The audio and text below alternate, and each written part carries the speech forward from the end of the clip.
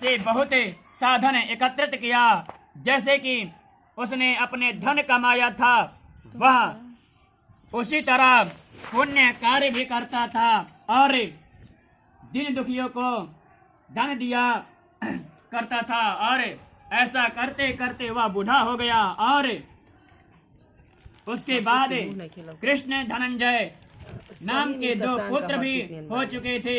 वह बुढ़ापे में उसने गृहस्थी का सब भार पुत्र पर डाल दिया और तपस्या करने के लिए वन को चला गया, जहाँ की अंत में तपस्या करते करते सिर बिल्कुल जीर्ण शीर्ण हो गया और भगवान श्री कृष्ण चंद्र जी को अपने मन में बसाकर वह विष्णु भगवान के उस लोक को चला गया, जहाँ की जाकर प्राणी को पछताना नहीं पड़ता है। और कुछ समय बाद किसी बड़े बूढ़े का दबाव न रहने के कारण उसके दोनों लड़के युवा हुए और तो वैश्यगामी हो गए और शराबी हो गए।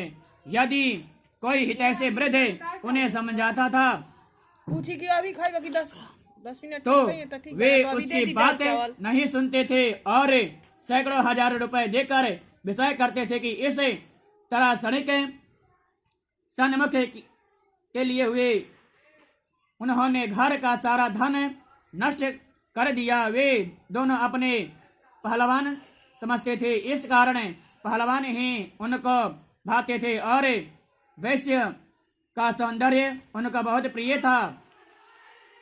जैसे कि उस पर भूमि में बोया हुआ बीज नहीं उगता, ठीक उसी तरह उन्होंने अपना सारा धन पात्र लोगों में भव्य कर दिया था और द्रव्य न रहने से वे दोनों चोरी करने लगे। और एक रोज रात को चोरी करते हुए वे दोनों पुलिस के द्वारा पकड़ लिए गए और राजा के पास पहुंचाए गए, तो राजा ने उन दोनों को अपने राज्य से निवर्षित कर दिया और अब वे दोनों अधर्मी ब्राह्मण वन में जाकर रहने लगे और जंगल में और कोई साधन न दिखकर वे मांसाहार से समय काटने लगे। मैं अंत में किसी दिन एक सिंह ने दोनों को मार डाला। वे मरकर यमपुरी में पहुंच गए, जहां यमदूत के उन्हें पकड़कर यमराज के सन्मुख ले गए और उसने कहा कि हे स्वामी, बताइए कि इनको क्या दंड दिया जाए।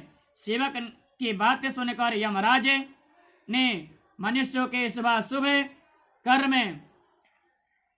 के निर्देशिका वही खाता है देखकर लाल लाल आंखें करके यमराज सोचने लगे, इसको किस नरक में डालूं।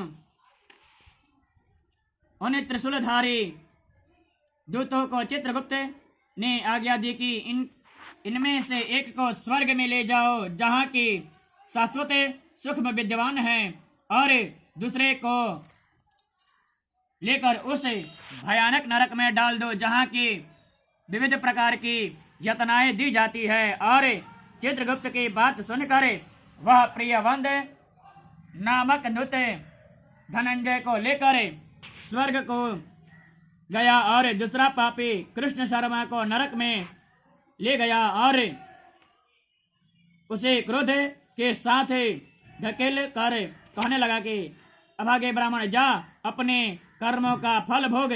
और उधर इसका भाई धनंजय स्वर्ग की यातनाएं स्वर्ग की ओर जाते हुए रास्ते में विविध प्रकार की विचित्रताएं दिख रहा था, जिससे उसे बहुत विस्मय हुआ। हे महामुनि, उर्वशी यदि प्रसिद्ध अप्सराएं आई और पराजित पुष्प की बनी हुई माला उस पर फेंक कर अपना प्रेम जताने लगी। और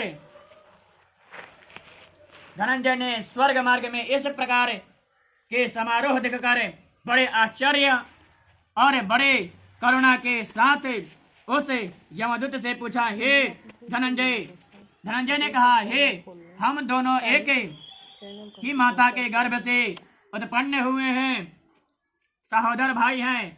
हमने जन्म भर पाप ही पाप किए हैं और पुण्य कर्म की तो कभी बात भी नहीं की है। और अंत में एक दिन और एक ही समय मरकर यमपुरी में आए हैं। फिर यह क्यों हुआ कि हम दोनों में से एक मैं स्वर्ग, दूसरा को नरक में यातनाएं भोगने के लिए भेजा गया?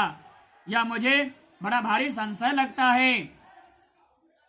इस पर यमदूत ने कहा, हे धनंजय, बहन, माता, भाई, चाचा आदि सभी केवल जन्म के साथी हैं, कर्म के नहीं, क्योंकि कर्मों का फल अलग अलग ही भोगना पड़ता है। और जिस तरह कि सूर्य के कन्या राशि पर अपने आप कुत्तों और कुतियों का समागम हो जाया करता है, उसी प्रकार और माता पिता आदि का भी समागम हो जाता है। और इसलिए तुम किसी बात की चिंता न करके स्वर्ग की ओर बढ़े चलो। तुम बड़े पुण्यात्मा हो, तो तभी तो पुण्यात्माओं के लोक को जा रहे हो। तुम्हें नमस्कार है। हे धनंजय, पूछा, हे दूत, आखिर तुम क्यों मुझे किस पवित्र कार्य करने के फल स्वरूप स्वर्ग धाम में ले जा रहे हो? क्योंकि मेरे समान पापी तो पृथ्वी पर और कोई नहीं होगा। धनंजय की बात सुनकर यमदूत कहने लगा कि हे अपने अध्यापक के साथ एक दिन तुम अपने उनके कपड़े, कुशा और समिधाएं लेकर यमुना के तट पर गए थे। अपने आचार्य के आज्ञा से तुमने कार्तिक मास में 3 बार स्नान और आवश्यक नियमों का पालन किया था। उसी का महाफल प्राप्त हुआ है तुम्हें।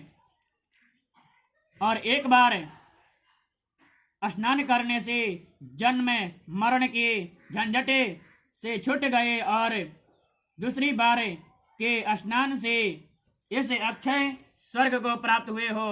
और उधर तुम्हारा भाई यम यातना सहेगा। और इस तरह यमदूत की बात सुनी तो एकाएक उसने अपने भाई के गौरव का स्मरण आ गया और वह बड़े विनीत भाव से कहने लगा कि हे दूत, केवल 7 शब्दों में ही बातचीत कर लेने पर ही भी मित्रता हो जाती है। तो इस नाते मैं तुम्हें अपना मित्र समझकर पूछता हूँ कि उस भयानक नरक में से हमारा भाई किस तरह छूट सकता है। मैं तुमसे वह उपाय जानना चाहता हूँ कि जिसने मैं अपने भाई के साथ स्वर्ग लोक में जाऊं, क्योंकि भ्राता के समान बांधव और भाई के समान मित्र कोई नहीं होता, भ्राता के समान रक्षक भी और कोई नहीं होता। यह साधारण भ्राता की बात है। फिर जो एक माता के कोख से उत्पन्न हुआ है और उसके विषय में क्या कहना है। मैं उसके बिना स्वर्ग भी नहीं जाना चाहता, जहाँ उसके बिना मुझे कुछ आनंद ही नहीं आएगा। और जिस तरह मेरा भाई मिल सके वह उपाय बताओ। इस तरह उसकी बातें सुनकर देवदूत कहने लगा, हे धनंजय, तुमने कार्तिक शुक्ल पक्ष नमी को वस्त्र रत्न युक्त कुष्मांड दान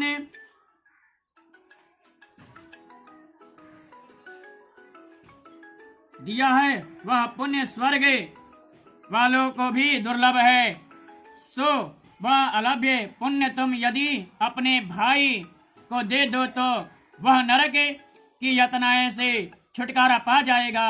हे देवदूत की बात सुनकर धनंजय ने बड़े आदर के साथ अपने पुनर्जन्म का वह पुण्य अपने भ्राता कृष्ण शर्मा को दे दिया। और उस पुण्य के प्रभाव से कृष्ण शर्मा तुरंत ही नरक में से निकलकर अपने भाई के साथ विष्णु लोक में जाकर रहने लगा। अनेक प्रकार के उपभोगों से युक्त होकर यमदूत के छुटकारा पाकर आज भी ब्राह्मणों में भी सर्वश्रेष्ठ दोनों भाई पुण्यशील और सुशील नाम से स्वर्ग लोक में विराजमान है। और